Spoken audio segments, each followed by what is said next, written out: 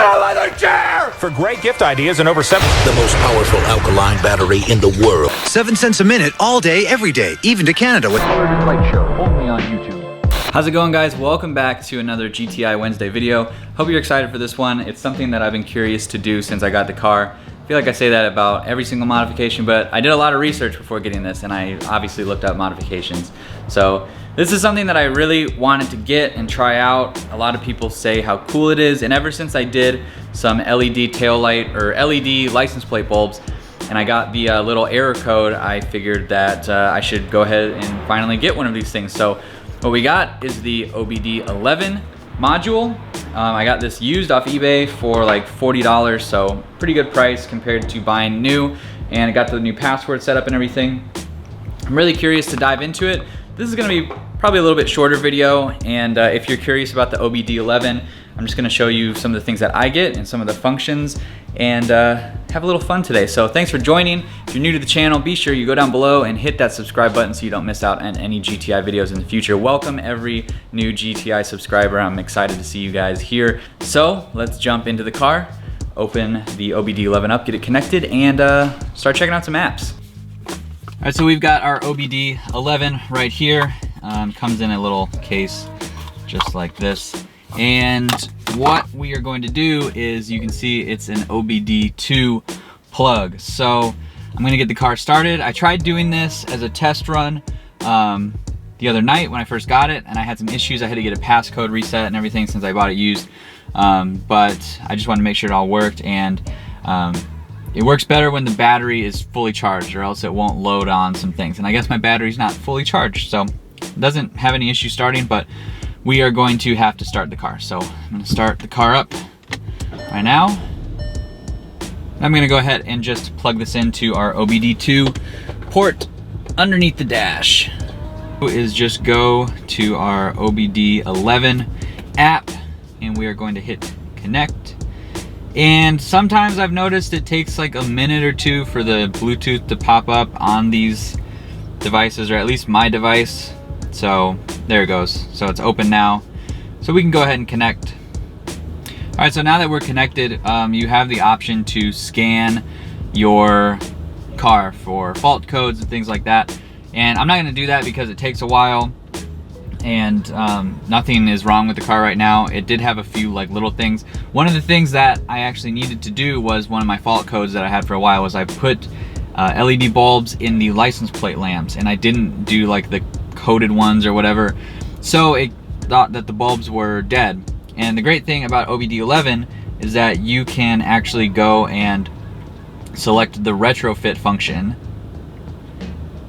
and scrolling down you can see there are LED license plate lamps, and I've already downloaded these, it's installed, and so now I don't have that problem anymore. It codes it out and it thinks that everything is good. But you can see in the retrofits things like puddle lights.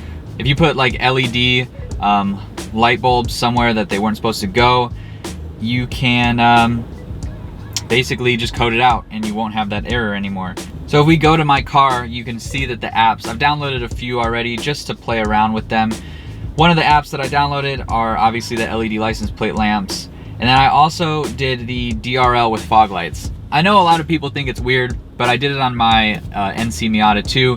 I like having the fog lights turn on with the daytime running lamps because I just think it helps people see you a little bit better. In Texas, we have a lot of big trucks and things like that, and if it helps people see me better, then I think it's fine. I like all the light I can get, and I think fog lights look cool, whether or not it's foggy out or not. Some people think it's weird, but it's just something that I prefer, I guess. So as you can see, there are a ton of little things that you can download to make your car more efficient for what you want to do, and just play around with it. It's almost like DIY tuning, except you're essentially downloading apps. That's exactly what it is. You're downloading apps for your car.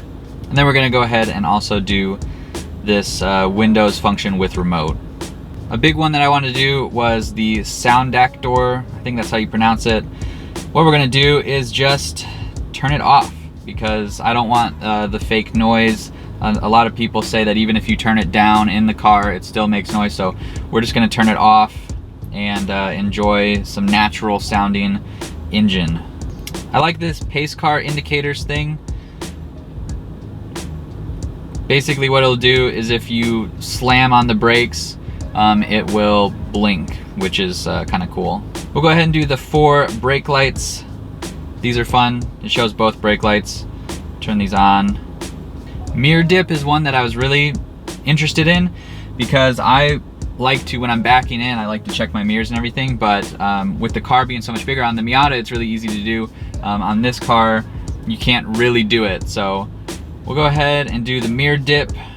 So Drl function with turn signal. There's so much stuff in this that you just want to download. So one thing is if you turn your turn signal on, your daytime running lights turn off. So we'll leave them on. It's just little stuff that I think is cool that, you know, most people probably aren't gonna notice, but it makes me happy knowing that that's there. And that's all that I'm gonna add for now.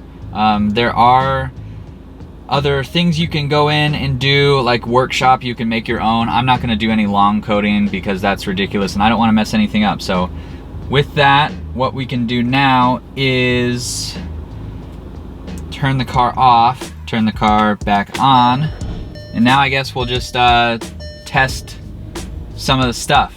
I'm gonna get you out of the car, we'll go around the car and look at the things that I did, see if they work, and close this video out.